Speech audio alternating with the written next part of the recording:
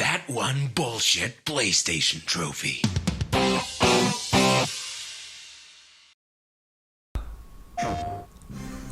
The most bullshit part of my platinum journey for Family Guy Back to the Multiverse was definitely when it came to unlocking the Cartoon Apocalypse trophy for surviving through all 30 waves of the Multiverse Madness mode, which is essentially a horde mode where you must defeat waves upon waves of enemies, with the defeated foes dropping money that you can then use to buy bigger and better weapons in between waves. There's multiple maps and characters to choose from, and the mode can even be played with up to 4 local players, yet for this trophy I did it solo with Brian on the Quahog map.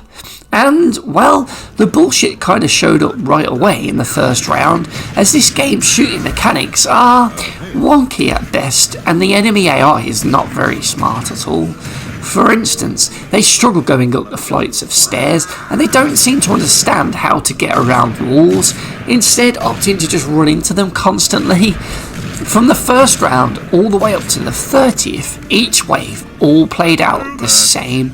I'd hold up in this alleyway using the Joe and Chicken Guy power-ups at the start to deal with the enemies. Then, while they were doing that, I'd head up to the rooftop and lob Molotov cocktails across the street to kill anyone that was coming up around. Then I'd just camp on this rooftop watching the stairs to kill anyone who come up with the shotgun. And then, if needed to, I would jump back off of the roof down into the alley to blast more people with the shotgun and retreat back up to the roof whenever things got a bit too hairy. Then, after killing so many of the enemies, they would suddenly stop coming, but the wave was weirdly not over yet, because you see, in every single one of these 30 rounds I played, I would always have to leave the alleyway and explore the map to find the handful of stragglers that just got stuck somewhere else in the map, unable to walk over to me, and this happened in every single wave. I'm pretty sure it's a bug that the devs knew about, but just didn't have enough time to improve the enemy AI, so instead, when you only have a few enemies left to kill in a wave, the game will simply highlight the enemies, allowing you to easily see their pinged locations, as if this was some sort of bodged fix. So be prepared to have a lackluster end to every single wave as you wander around the map and essentially mercy kill the last few enemies to put them out of their misery. The other big problems with this trophy are just how long each wave takes. Now, I get that I am playing this solo, and it is mode for up to 4 players, but if I am playing it solo, then the game should scale the amount of enemies or something, as in total it took me nearly 2 hours of play to beat this Multiverse Madness mode up to the 30th wave, and that is just way too long. And to be honest, the biggest fear I had when playing this mode was not dying to enemies and failing that way, but instead the fear of the game crashing, as I was just so scared that it was going to freeze, especially when I was hours into this. I really didn't want to have to replay it for another couple more hours because the game crashed.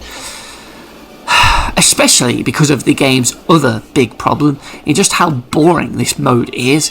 After about 5 waves, you would have seen all of the enemy types that will spawn in, and the enemies all come from the same locations every single round, so all 30 rounds just end up feeling like you're playing the same wave over and over again, making this mode and this trophy just an absolute slog to get through.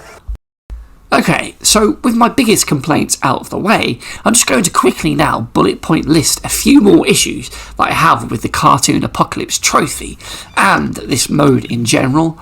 So, I just mentioned that the game's mode is up to 4 players, which is great, but unfortunately it's only local co-op, so there was no online mode to this, which this mode would have just been perfect for that and allowed you to just play it more easily with friends online, so that is a big fail for me. Another problem I have is that you get money from enemies that you need to spend in between rounds to buy the weapons, yet after about 5 waves you would have brought all of the guns that are available, and then you're just left with nothing else to spend all of the thousands of dollars in cash that you're going to be picking up over the course of the next 25 waves. It's just so stupid. I just don't get it. It almost feels like there should have been a a weapons upgrade system within the shop so that you could improve a gun's reload speed, damage output, and fire rate and so on. But nope, the devs just didn't think to put that in there, so instead you just end up with a load of dead excess money that you just can't do anything with. How dumb is that? Speaking of the weapons, when playing as Brian at least, all of your guns bar the shotgun are absolutely useless, so it's pointless even buying anything other than the shotgun anyway. Just simply stick to the shotgun and blast everyone with that. Oh my god. The dumb AI that I've mentioned gets stuck on scenery and can't find you is also shockingly bad at combat. So the actual combat and gunplay is never fun to do. It's just boring and awkward because sometimes you'll be shooting people multiple times with a shotgun blast to the face and they just won't die.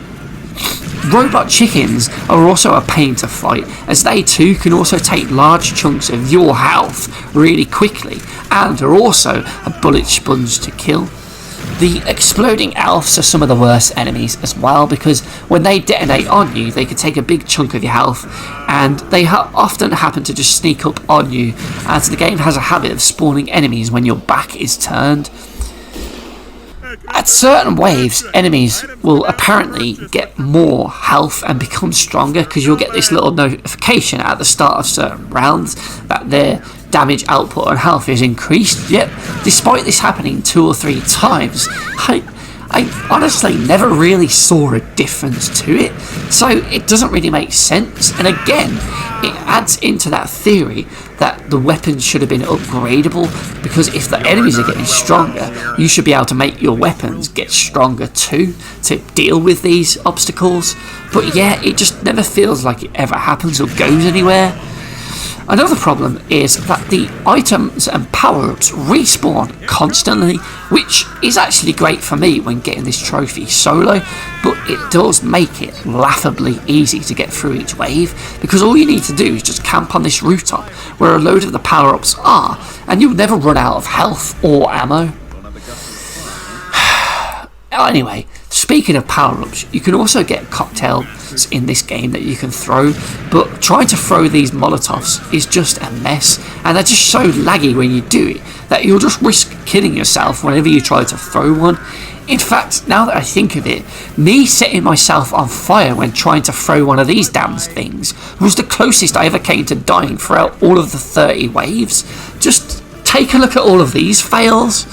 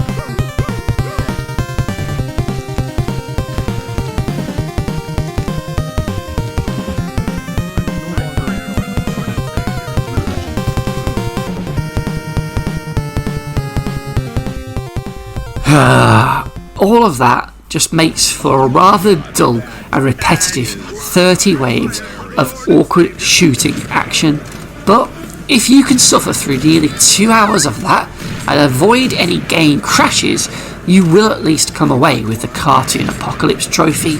But really, this just honestly isn't worth your time and effort. One trophy that is likely much more fun and easier, as well as being faster with friends, though I'd imagine the game would be more susceptible to crashing with more players, and likely only player 1 will probably get the trophy. So yeah, this is why Cartoon Apocalypse trophy in Family Guy Back to the Multiverse gets a BS trophy rating of. Alright, here we go. Let's go! Shit. Shit! Whoa! Yeah. All right, hold on. I'll see if there's an... Oh, shit!